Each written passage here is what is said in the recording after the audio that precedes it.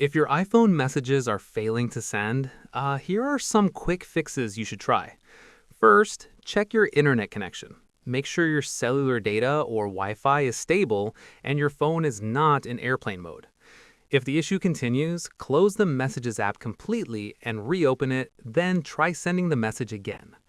Next, toggle airplane mode on for a few seconds, then turn it off. This refreshes your network and often fixes iMessage not sending issues. Still not working? Go to Settings, open Messages, and make sure iMessage is turned on. If the problem persists, reset your network settings. Go to Settings, General, Transfer or Reset iPhone, Reset Network Settings. Also, check for any iOS updates by going to Settings, General, Software Update, and Install if available.